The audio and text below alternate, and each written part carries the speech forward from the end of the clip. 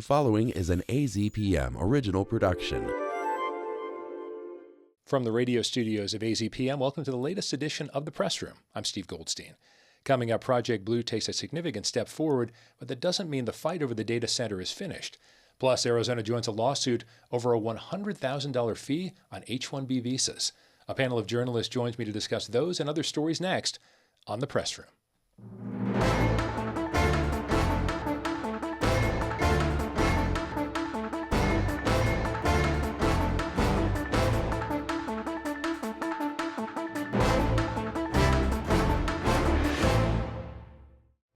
And welcome to The Press Room. I'm Steve Goldstein. Journalists joining me on the program today are Yana Kunichoff of Luminaria, Dylan Smith of the Tucson Sentinel, Alisa Reznick of KJZZ, and Nick Rommel of AZPM News. Thank you all for being here. Gosh, Dylan, Project Blue, something has been going on here for a while. But anyway, let's talk about what happened this week.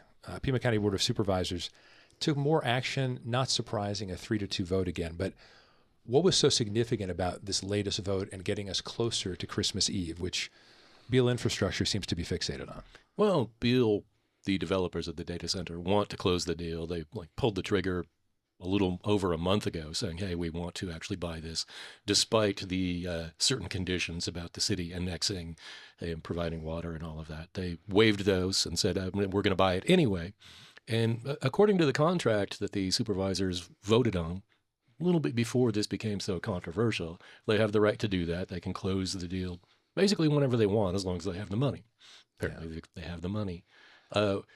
What the supervisors were voting on this week wasn't so much anything that triggers the purchase. It was kind of an add-on, a side deal, where Beale's offering to put some money into funding some local scholarships for STEM students and mostly a bunch of unspecified stuff that they will decide later.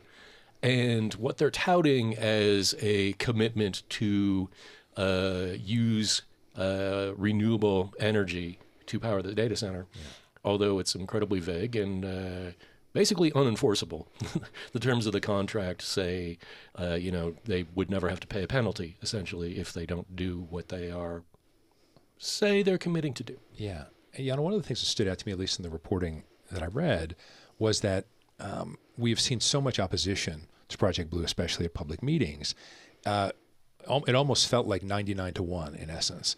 From the reporting I saw, it did seem like there were some union-related folks who were really pushing for the construction jobs, because that has been one of the arguments that, is this going to have any sort of economic impact?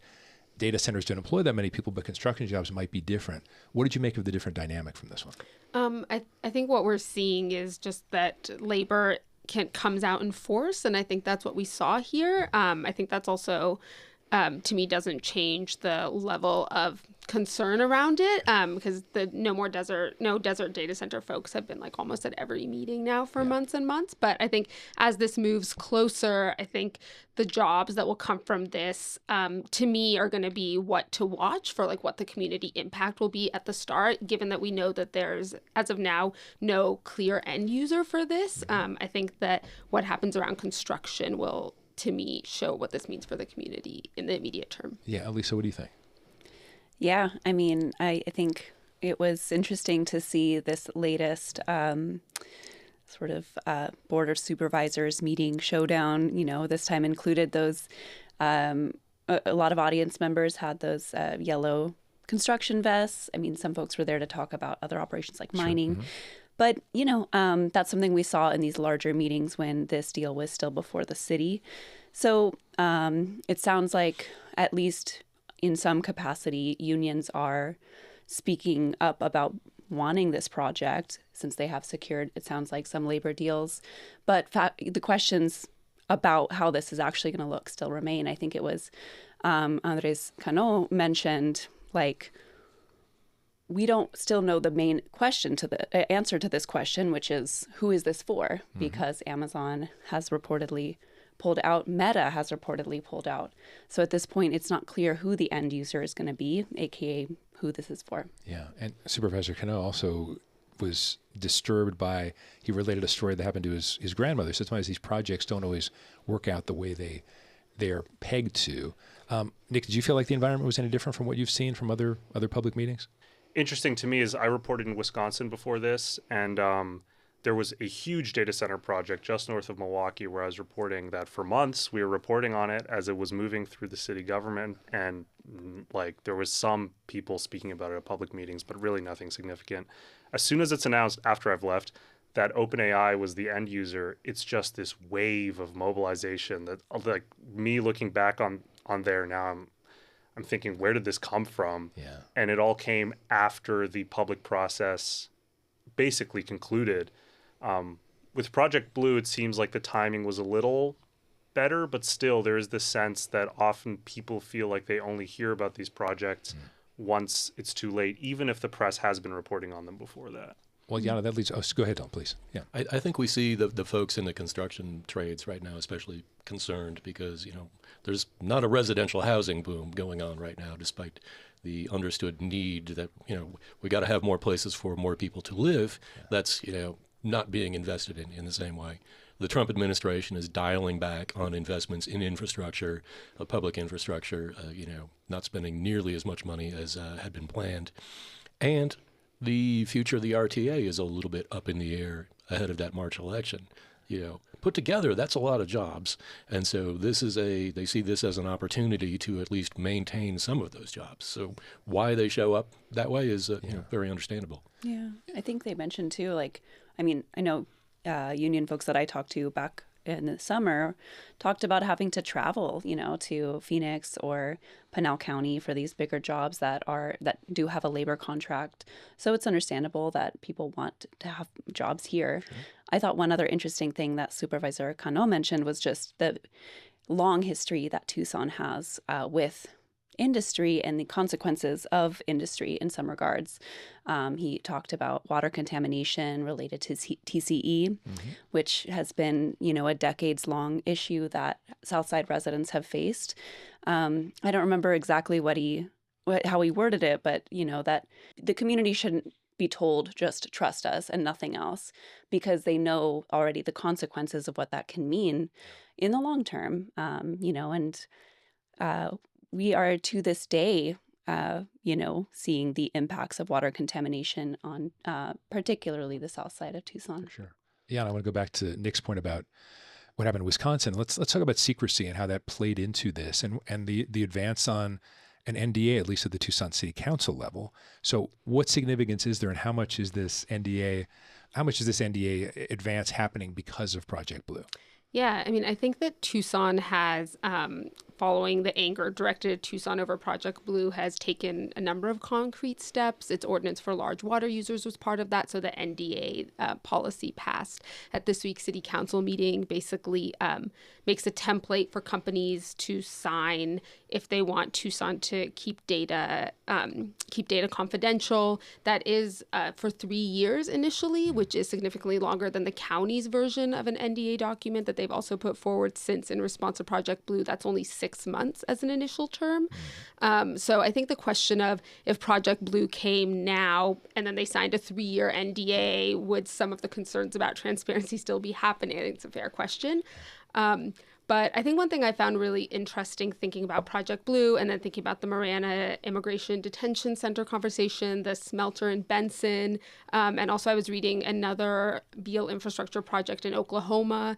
I think there's just so much anger about how these projects come to people. And I think, at least for me, I'm just learning, what are the actual public levers that exist for people to feel like they have been given enough information about a big project in their community. Yeah, and Dylan, a question that comes to mind for me, this has not been a shy, wallflower-ish community when it comes to certain projects, but it does feel to me, and obviously I've spent a lot of time in Phoenix. I'm sorry, everybody, but is this a new age of activism in Tucson to some extent, activated by ICE raids, by Project Blue, by some other things? I think there are some folks who are, their buttons have been pushed and their levers have been pulled in new ways by this. And I think especially their feeling that there are these unseen outside forces coming to Tucson trying to do big things and potentially take advantage of us.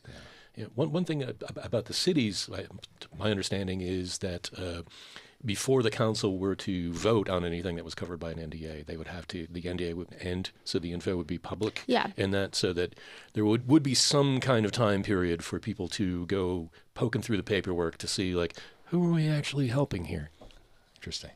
All right, let's completely change up here, Alisa. Let's talk about Attorney General Mayes joining 19 other attorneys general related to the Trump administration wanted to charge businesses $100,000 for H-1B visas, which sounded like an outrageous sum. But what's the basis of the lawsuit?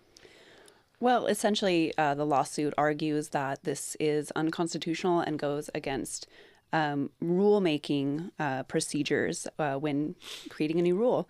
Specifically, that Congress is tasked with deciding whether to raise the fee for H-1B visas, and that process is meant to be done through a public comment period, things like that. This was done through a presidential proclamation, so very different process. But just to give a context for what H-1B visas are, a lot of people tie them to sort of like tech jobs. But as Mayes mentioned in the press release about this lawsuit and also the lawsuit itself, that covers, H-1B covers a lot of different fields. Rural schools like the Nogales School District, the school district in Buckeye, rely on H-1Bs to hire staff and teachers. That's also true for researchers, special researchers with, particular expertise in certain fields, or religious practitioners, teachers, people in medicine. So it's a huge range. And yes, of course, tech. It's also a visa that's already capped yearly. And it's a complex process for getting around that cap. You have a very specialized skill or a higher degree. But the other thing is that there's just a lot of questions about what this actually means, when it's going to take effect, who it's going to take effect for. And yeah, I think Mayes' lawsuit is one of several groups that are opposing this action. And so I wonder, Yana, any thoughts on this? Because I'm wondering if this would disproportionately affect Arizona in some way. Yeah, that's a good question. There's many ways I imagine it would. I also used to be an education reporter and report in rural schools. And I think just thinking about like what it would mean to get this money also in schools that have facility issues and that courts have found don't get as much money from the state as urban districts for those facility issues. So I just wonder like how this impacts students in the long run to have to pay this. Yeah. There is this perception, as you said, that H-1B visas are for highly paid tech workers, right? People getting multiple six figures to work for Google or Facebook or whomever. And sure, that happens. But as you said, a great many rural schools rely on these workers. Also, rural hospitals, medical clinics, it's very difficult to recruit somebody to go be a doctor in the middle of nowhere.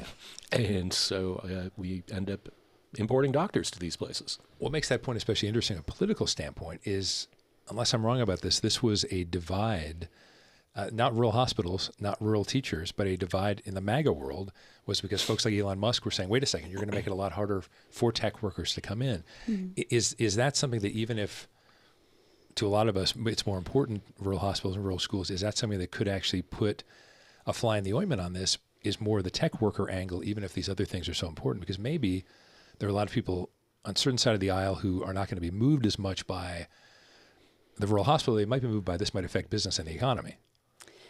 Yeah, that's a good question. I think it's a hard one to answer because so many immigration changes have happened, even in the last couple of weeks, since Thanksgiving even.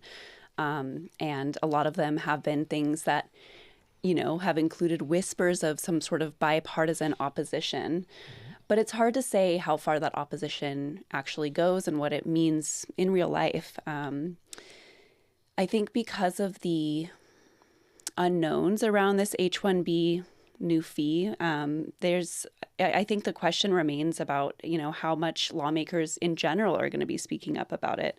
Mayes' lawsuit, or rather the lawsuit of these 20 attorneys general, is kind of the first we've heard about it since September. Or rather, there was another lawsuit that was filed by religious groups and private industry, but really it's yeah, just kind of, it feels like one of so many changes that I don't know if it's going to garner the support. But certainly when it was first announced, there was a lot of, including like Elon Musk saying, hey, what's the situation here?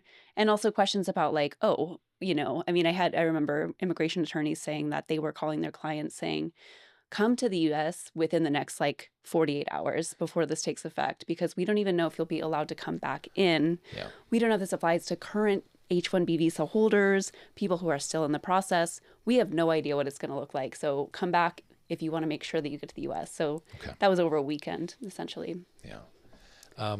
Nick, I want to bring you in on this one. You had the good fortune to cover the Tucson City Council voting on middle housing. First of all, give us a quick background of so for folks who don't know, Governor Hobbs signed some legislation. What, in fact, is middle housing? Can you define that for us? Middle housing means duplexes, triplexes, what some people like to call fourplexes by now, townhouses, that kind of housing type that the state legislature in 2024 required all cities with over 75,000 people in Arizona to allow within a mile of their downtowns. So what the Tucson City Council did, and the deadline to do so was this coming January 1st, what the Tucson City Council at the end chose to do after a lot of speculation about who would vote which way, they chose to make this change for all residential neighborhoods in Tucson. So not just that 1 mile radius, but almost the entire city, with the exception of some areas that are technically considered rural within city limits. Was it contentious? Well, the final vote was not so contentious. Only one council member voted against making it citywide. That was Kevin Dahl from Ward 3, although before that, 3 council members had backed a proposal to make the change in a smaller area. But in the end, 2 of those council members backed the final proposal anyway. So it did not appear as contentious in the end as it maybe some people expected it to be. But there was certainly a lot of public opposition and support for the plan that was also vocalized at meetings. And Councilman Dahl was looking to limit it to a certain area, didn't want it to be the entire city? Yeah, he wanted to start it out in a smaller area just to see how it goes, see what demand is like, see what the effect is before expanding it. Dylan, what do you think about this? Well, the potential issue is now, as soon as this takes effect, you have a property right that can't be withdrawn. The city can't go, there's no take-backsies here. You gave somebody a property right to develop their property in a certain way if they so choose. Yeah. And there are potentially ways that, building codes could be switched up a little bit to perhaps limit things, because that wouldn't change the zoning ability. But it does create the possibility of people building a fourplex in a neighborhood that's otherwise just a bunch of single-family ranch houses. Will that happen? Probably not. Other cities around the country have done things like you did a bunch of digging into this, didn't you? I did a little bit. I went down a rabbit hole this morning. It doesn't happen, right? Not really. I mean, again, there's more flexibility for a variety of housing types. There's a lot of people that's going to be really helpful to. I live in a townhouse, so I'm not opposed to townhouses, but it definitely, politicians especially, who present this as some kind of solution to the housing affordability issue, it's misleading. Yeah. The market conditions for building residential houses right now are just not good, and that's why their supply is low. And cities that have done changes like this, data is starting to show that it doesn't really impact supply a whole lot. And in fact, the effect it might have on cooling price growth has more to do with the way it changes home buyers and sellers' behavior in ways that researchers aren't quite sure about yet. Okay. But not because of supply. Yana, you want to weigh in on this? Yeah, I think I think it's interesting to see zoning as the tool in which the city is trying to kind of make some change. They also have a nonprofit housing development arm. I think that's been really interesting. Something I haven't reported a ton on, but I'm looking forward to. But yeah, I think the other thing, just thinking about the report that I was reading, said that Tucson needs 63,000 more units built in 2024, 2025 to meet under development, the homelessness need, and then growing population. And I just don't see us moving towards that. I mean, that's just like a massive amount of housing. And I don't know that this proposal. One of our biggest challenges is, in addition to just the straight up need for additional units is so much of our housing stock is really old and worn out and wasn't constructed in a great manner to begin with. We spent decades in Tucson quickly throwing up homes as the Sun Belt boomed. And, my house is kind of on the tail end of that a little bit. I think my house was built in 1973. It's a ranch house. We've got terrible windows that need to be upgraded. That's going to cost me a fortune. Just all of those things, right? Not that, my house is a nice place to live, but there are plenty of folks who live in places that are much worse off, in addition to like that need. Yeah, Nick, go ahead. I would just add that I think people should remember that this was a state mandate. Tucson had to make this change, at least for part of the city. And also, I think it's worth remembering that real estate interests, developers are a very well-connected lobby at the local and state level. So when you see housing shortage, housing affordability issues kind of addressed through these changes that really just make it easier for developers down the line, there might be some coordination going on there where developers might see this as an opportunity to make their lives easier in the future. An example that cynicism is not lost on the young. Lisa, what are your thoughts on this? I mean, I think just to echo what Dylan was saying, I think there's, and obviously, Yana, there's a ton of housing that's needed. And the housing that we do have it needs work. Thinking about that stat, I'm not sure if it's even still relevant anymore, but that 10% of Tucson's housing is mobile homes. That's a huge number. We've seen a lot of issues with mobile homes, even the last couple of months. And I know mobile homes have also been put forth as a potential affordable housing solution. They don't do well in the heat, not always, depending on what the situation is. There was a great documentary. I think, Yana, you were involved in that. Yes. How does that, Yeah, I mean, I think that I often want to have mobile homes in the conversation around affordable housing. And there are both city and county programs that help people upgrade their mobile homes. A lot of the stock that we have in Tucson, much like other housing, is really, really old. And I think that is the challenge to keeping it kind of like climate friendly. But there's also a federal grant that just came in that is going to help Tucson keep that stock more available for folks. Dylan, as we wrap this up, I want to have a quote that Councilmember Miranda Schubert gave the Sentinel. It, quote, feels very contradictory if we're going to admit that there's a housing emergency on the one hand and then be too scared to implement new solutions in order to address it. To me, emergencies mean no more business as usual, end quote. I think she was trying to counter Councilmember Dahl on that one. But I sort of want to get into the politics of this. I mean, she is a newbie. She's just on the council and saying some pretty bold things. How much do you think this will impact anything going forward on the council? To have someone this outspoken, this new? It certainly affects the Overton window of discussions. Can one member of the council have a major impact? Sometimes. Can say that. To her point about that the city has declared a housing emergency, which is that's about all the substance that really has. Okay. It's a kind of a label they're putting on the rest of their efforts to do something about it. But does that mean anything in particular? No, not really. Okay. As we wrap up, last couple of minutes, Nick, let me go to you briefly on this. You had a story about the council voting for a transit safety and security action plan. Even though violent crimes are uncommon, it does feel like people are feeling like there's less safety, and some have tied it to free fares and whatnot. What's the significance of this vote? I think the significance of the plan itself is that a lot of this bus drivers' concerns got heard by the city. I mean, if you look at point by point what the plan proposes, like more cameras, more of a police presence, and then you listen to what city officials explained as the process behind those changes in public meetings, they all pretty much came from the unionized bus drivers on Suntran. So while the plan certainly might have an effect on overall safety and security on public transit, I think in the more immediate sense, it might kind of give bus drivers a few of the things that they've been looking for a long time now. Yana, what about free fares being a factor in this? That did seem to be something that people were interested in changing potentially. Yeah, I think that's something that I've heard, and I think supporters of free fares disagree with that analysis. I do think that the bus drivers unions, where I've seen labor show up at city council, and so I think that it is I think the pressure to like have enough bus drivers who are working the city buses is a big part. Big picture on this, Dylan. What do you think? Free fares, will they make it through the next year? I wouldn't bet on it either way, actually.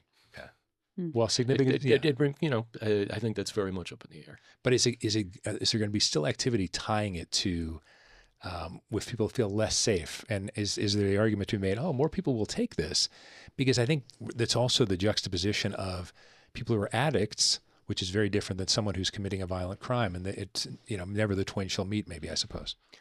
I think so much of the rhetoric around it is about folks hanging out at bus stops rather than anything that actually is about riding the bus itself. That's where, if you have a bunch of people who are congregating to do their drugs or get their drugs in that place, that's what is very apparent to everybody else who's driving by. Okay. Less than 30 seconds, Alisa. You want any thought on that? Well, I mean, yeah, I think I took the bus just this past weekend, so I certainly hope that it stays free. And being on the bus is a normal experience with normal people everywhere. But I do think, like Dylan mentioned, a lot of that, again, is just tying these very violent, very random incidents to the fare-free bus transit we have in Tucson that, I think, get into a lot of the reasons why it's kind of an easy scapegoat. But I think at the end of the day, I don't think that violent random crime would go away because bus fares came back. All right. We'll stop there. That is it for this edition of The Press Room. Thank you all for being here. Thank you all for watching. I'm Steve Goldstein.